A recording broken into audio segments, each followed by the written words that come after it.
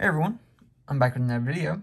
Today I'll be doing a haul, not an unboxing because I've already seen this, but y'all haven't. So this is kind of weird. I had no plans of getting this knife at all. Here's the knife. It is a Rigid knife.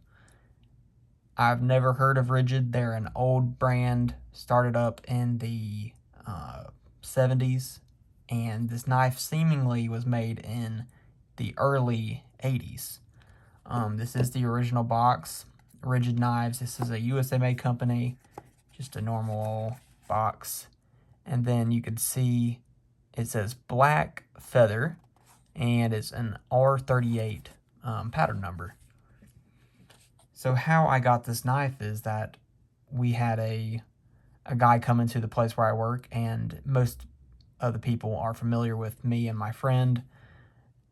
We are big knife guys, clearly, and my friend didn't really want anything this guy had, but he told the guy to try catching up with me and seeing if I would be interested in anything. So he comes in with a bunch of really old vintage stuff. He had some Westerns, he had a K-bar, some older Schrade stuff, just old stuff that I'm not particularly into. That's more of my friend, the Blade Bloodhound specialty. He knows old stuff like the back of his hand, which I'm really not familiar with a lot of it. I haven't touched up this knife any at all, but as you can see, it is kind of a textured laminate. This is actually a micarta-like material, making this knife really, really light. I weighed it earlier. It is 2.2 ounces, so that's super light for a pocket knife. That's why they call it the black feather, feather meaning it is ultra lightweight. So he offered, I only saw two knives that I was kind of interested in, and I asked him how much he wanted for both of them, and at first he told me $200, and I was like, okay, well that's outrageous. I'm gonna pass. So after we started talking, I pulled it up on eBay. I pulled up this knife and another one, and this one only sells for about $50. So I showed him that, and I was just gonna pass because I'm saving up for some other knives. I wasn't just gonna on a whim buy one, just out of the blue. But he asked me what I would offer, and I told him, I don't know, 30, $50, not nothing like he would want, because I wasn't familiar with them. I didn't know anything about it. Here's the tang stamp for Rigid USA. Zoom in, let y'all see that. It's quite a unique tang stamp. These are USA made knives. I'm sure this is a stainless steel. There's no real pitting or any damage on the blade. There is some scratches. This knife may have been used a little bit, but the edge is still fantastic. It seems like a factory edge. I haven't cleaned these either.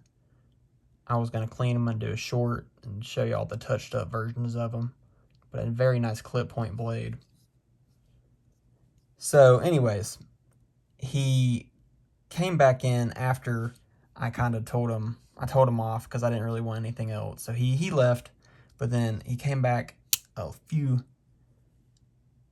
minutes later, and he took me up on an offer. I don't know if he called somebody or talked to somebody, but he really dropped his prices a lot. He came back and told me he wanted $40. Sorry, my screen's being weird. He told me $40. So I picked up this one, and then I picked up this one for $40.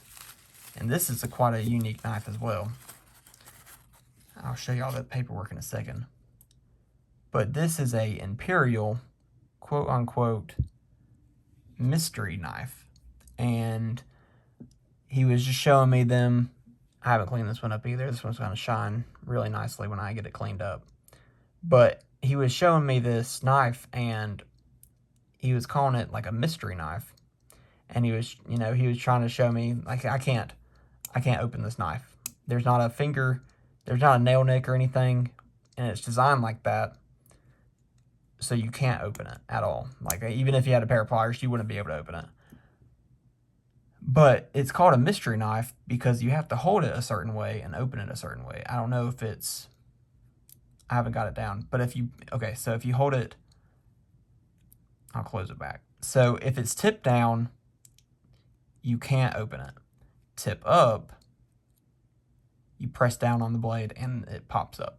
Then you can just grab it like a normal knife and just open it. It needs some oil. But here is this one. And it's an Imperial. There is a little bit of rust on the blade. Like I said, I haven't cleaned these or touched up, but you can see the spotting right there. Probably a carbon steel blade. Is an older knife. But then you see this little hook right here.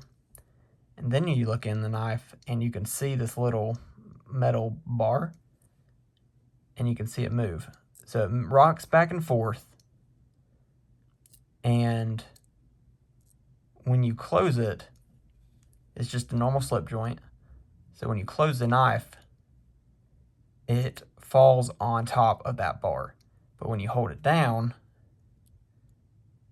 the bar falls in line with that hook and it closes and you can't open it back up. But when you open it, when it's turned this way, the bar falls down and allows the blade to open up. And then this is a Imperial USA. Let me zoom in on that.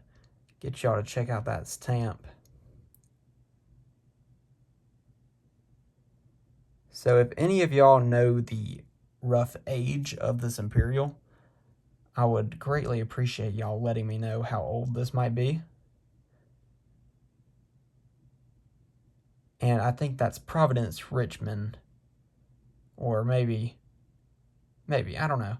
Where are these Imperials made? I see PROV.R.IA, but then it's the USA falls in line with that RI. So I have no idea where these Imperials were made, but you can see the Imperial, and then it looks like a little crown above the eye to dot the eye. And then while I'm zoomed in, you can see that little bar,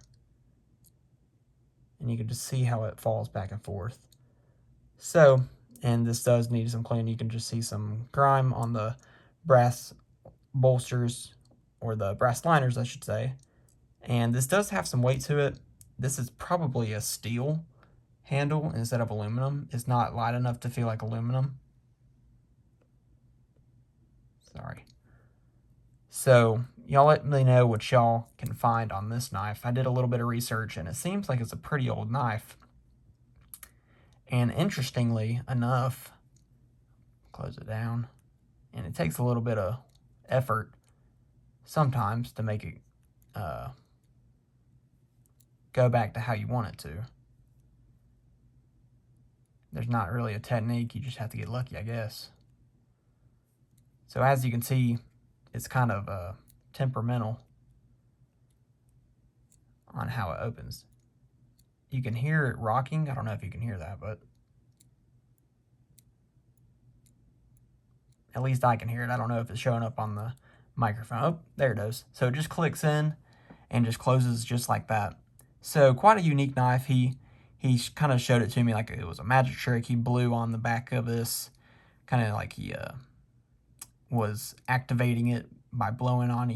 It's just a little gimmick of a knife. It'd make somebody confused or aggravated either way if they couldn't open up a knife and they needed it. It's just an interesting looking knife.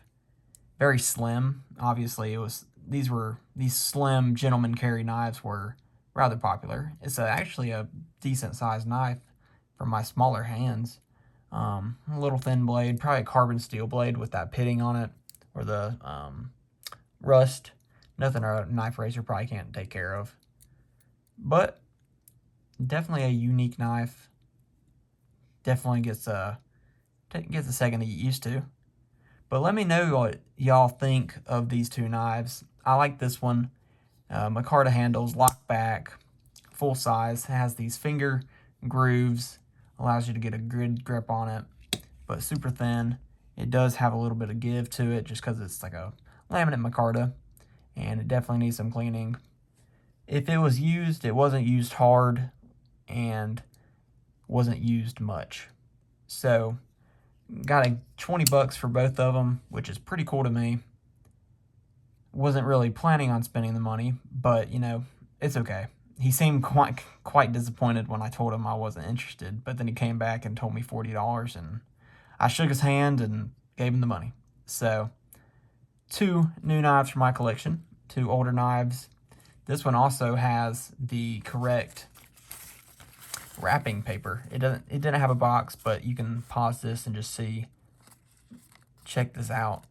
So definitely an older knife, but this tells you how to open it. But it's pretty cool that it had the wrapping paper with it.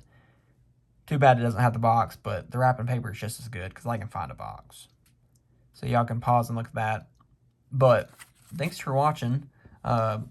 Y'all let me know anything y'all know about these. I'm going to clean these up and do a short or something. I'll let y'all see the final product after cleaning these up. So thank y'all for watching. Make sure y'all like and subscribe, and y'all have a great day. Thank y'all. Bye.